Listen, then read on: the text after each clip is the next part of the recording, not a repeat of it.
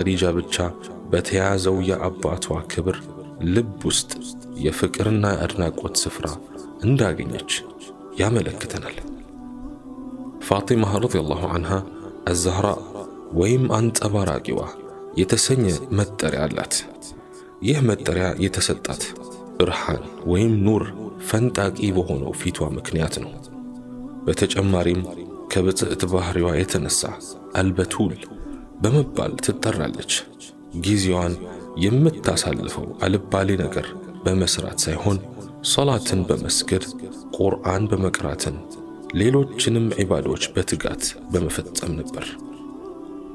ፋጢማ ረዲየላሁ ዐንሃ የአላህ መልእክተኛ ከሆኑት ከአባቷ ጋር ቁርጥ ያለ መመሳሰል አላት።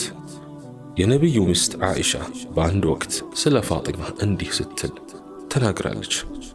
በንግግሯ ከሰዎች ጋር ሐሳብን ስትለዋወጥና በሁኔታዋ የአላህ መልእክተኛን የሚመስል እንደ ፋጢማ ያለ አንድም ሰው አላየሁም። ወደ ነቢዩ ስትሄድ በአክብሮት ከመቀመጫቸው ተነስተው በመሳም እርሳቸው ወደ ነበሩበት ቦታ ላይ እንድትቀመጥ ይጋብዟታል። እርሷም በበኩሏ ነቢዩ ዓለይሂ ሰላቱ ወሰላም ወደ እርሷ በሚመጡበት ጊዜ እንዲሁ ታደርጋለች። ከተቀመጠችበት ተነስታም የእንኳን ደህና መጡ የአክብሮት ሰላምታ በማቅረብ ትስማቸዋለች። የፋጢማ መልካም ባህሪያትና ደግ ንግግር ከሚወደደው ስብዕናዋ የሚጠቀሱ ናቸው። በተለይ ለድሆችና ለተቸገሩ ሰዎች የነበራት ሐዘኔታ ታላቅ አክብሮት አስገኝቶላታል። ምንም እንኳን እርሷ ብትቸገርም ያላትን ሁሉ ለችግረኞች መስጠት ትወዳለች። ለብልጭልጭ ጌጣጌጦችና ለቅንጦት ደንታም አልነበራትም። ቀላል በሆነ መንገድም ኑሮዋን መርታለች።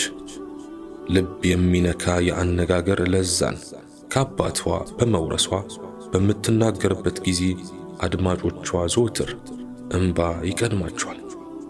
በንግግሯ የሰዎችን ስሜት የመንካት እንዲያለቅሱ የማድረግና ፈጣሪ የሰጣቸውን ገደብ የለሽ ጸጋ እንዲሁም ርኅራኄውን አስታውሰው ልባቸው በምስጋና እንዲሞላ የማድረግ ችሎታ አላት። ፋጢማ ረዲየላሁ ዐንሃ ነቢዩ ወደ መዲና ከተሰደዱ ከጥቂት ሳምንታት በኋላ ተከተለቻቸው። ወደዚያው የሄደችው ነቢዩ ቀሪ ቤተሰባቸውን ከመካ እንዲያመጣ ከላኩት ከዘይድ ኢብኑ ሐሪፍ ጋር ነበር። ከእርሱ ጋር ወደ መዲና ከተጓዙት ሰዎች ከፋጢማ ሌላ ኡሙ ከልቱም፣ ሰውዳ፣ የዘይድ ሚስት በረካና ልጅዋ ኡሳማ እንዲሁም የአቡበክር ልጅ ዓብዱላህ፣ ዓኢሻና አስማ ይገኙበታል። ፋጢማ በመዲና ውስጥ ከመስጊዱ ጋር ተያይዞ እንደ ነገሩ በተሰራው የአባቷ ቤት መኖር ጀመረች። በሁለተኛው ዓመተ ሂጅራም የተለያዩ የጋብቻ ጥያቄዎች ቢቀርቡላትም ከጥያቄዎቹ ሁለቱን ውድቅ አድርጋ የዓልይን ተቀበለች። በእርሷና በዓልይ መካከል የነበረው የጋብቻ ትስስር ሊመሰረት የቻለው እንዲህ ነበር። ዓልይ ሲፈራ ሲቸር የፋጢማን እጅ በጋብቻ እንዲሰጡት ለመጠየቅ ወደ ነቢዩ ዘንድ ሄደ። ከዚያም ለእርሳቸው በነበረው ገደብ የለሽ አክብሮት ምክንያት አንዳች ነገር መናገር ተስኖት ምላሱ ተሳሰረ። መሬት መሬቱን እያየም በዝምታ ተዋጠ።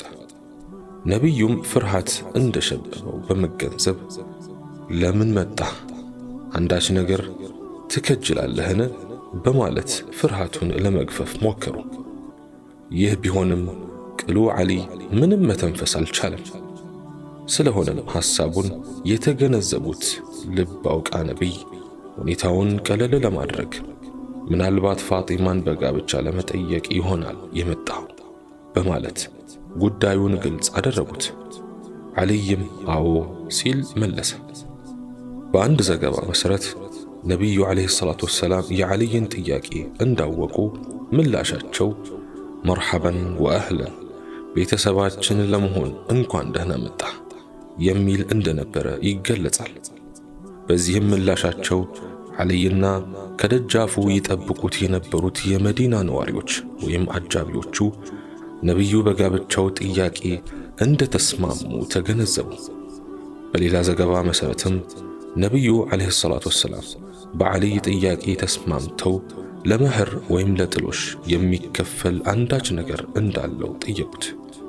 እርሱም እንደሌለው በሚመልስበት ጊዜ ጋሻ እንዳለውና እርሱንም ሽጦ መክፈል እንደሚችል አስታወሱት።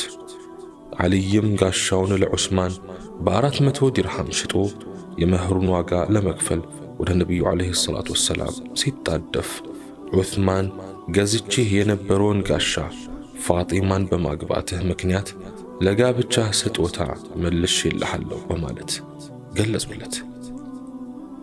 ዓልይና ፋጢማ በሁለተኛው ዓመተ ሂጅራ የጋብቻ ሥነ ሥርዓታቸውን ሲፈጽሙ እርሱ የ21 ዓመት ወጣት ሲሆን እርሷም የ19 ዓመት ኮረዳ ነበረች።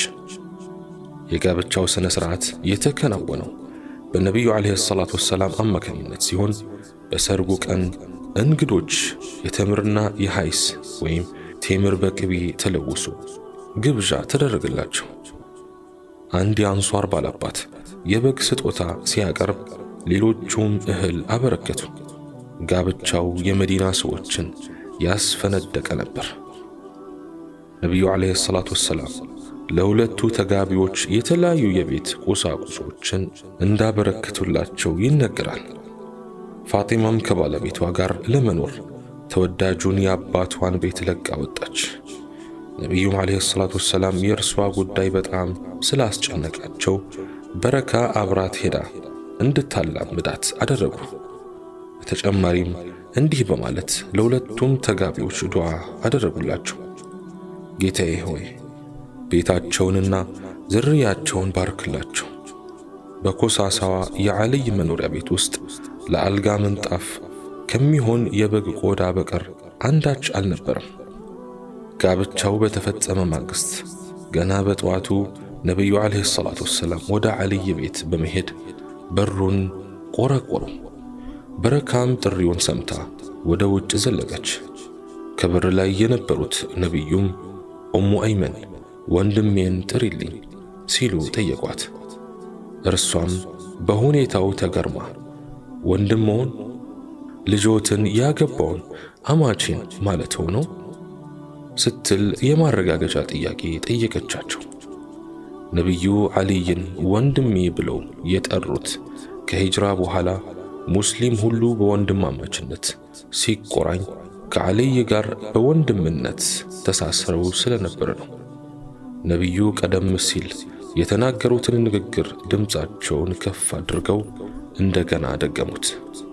ዓልይም ድምፃቸውን እንደሰማ ወደ ውጭ ወጣ። ነቢዩም ዓለይሂ ሰላቱ ወሰላም የአላህ እዝነት እንዲሰፍንበት ዱዓ ካደረጉለት በኋላ ስለ ፋጢማ ሁኔታ ጠየቁት። እርሷም በአክብሮትና በፍርሃት ተሸብባ ወደ እርሳቸው መጣች። በእውነቱ ከቤተሰቤ ሁሉ ለኔ ውድ የሆነውን አጋባውሽ በማለት ጋብቻዋ መልካም መሆኑንም አረጋገጡላት። በእርግጥም ፋጢማ ለእርሷ እንግዳ ከሆነ ሰው ጋር አልተጋባችም።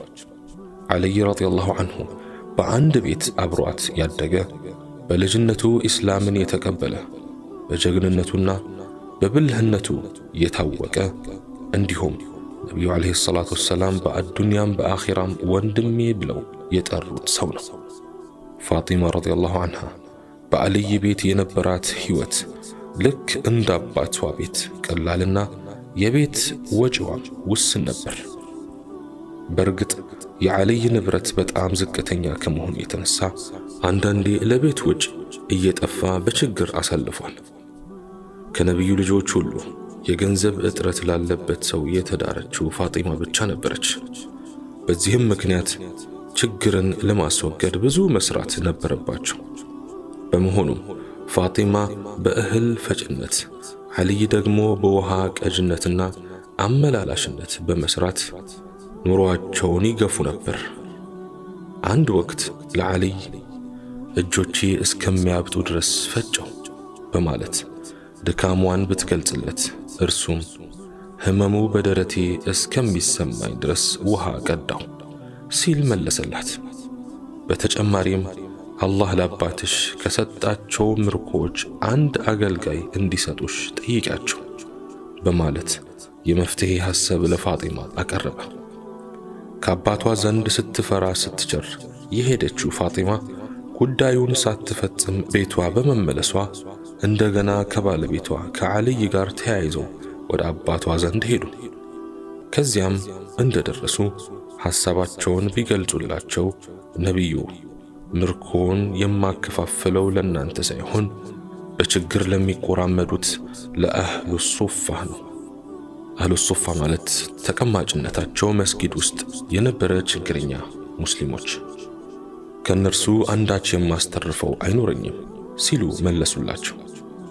ዓልይና ፋጢማ ወደ ቤታቸው ተመለሱ። በዚያን ዕለት ምሽትም ለመኝታ ካልጋቸው እንዳረፉ ነቢዩ ዓለይሂ ሰላቱ ወሰላም በራቸውን በመቆርቆር የመግባት ፍቃድ ሲጠይቁ ሰሙ። እንዲገቡ ከፈቀዱላቸው በኋላ ከመኝታቸው ለመነሳት ሲጣደፉ ነቢዩ ባላችሁበት እርጉ በማለት ካጠገባቸው ተቀመጡ።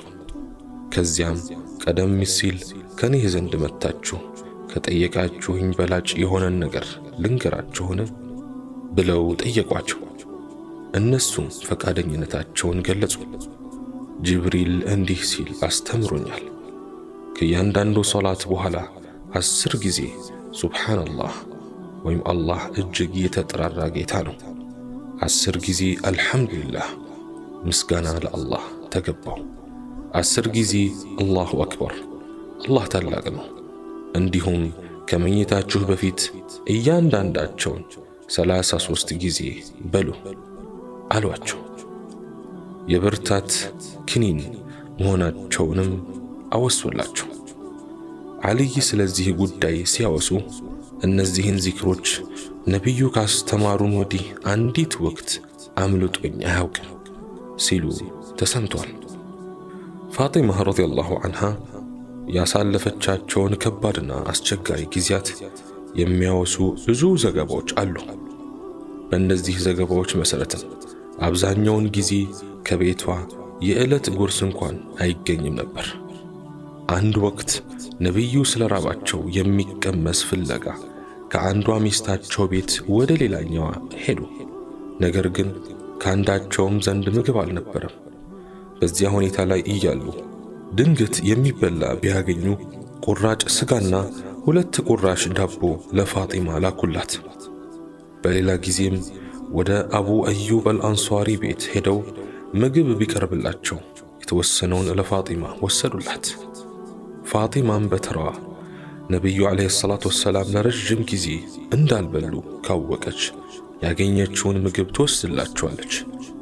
አንድ ጊዜ የገብስ ዳቦ ብትወስድላቸው ይህ ምግብ በ3 ቀናት ውስጥ አባትሽ ለመጀመሪያ ጊዜ የበላው መሆኑ ነው ሲሉ ነገሯት።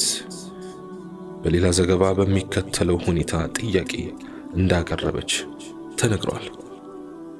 እኔና ዓልይ ያለን አንድ ፍራሽ ነው፣ እሱም አንድ የፍየል ቆዳ ነው።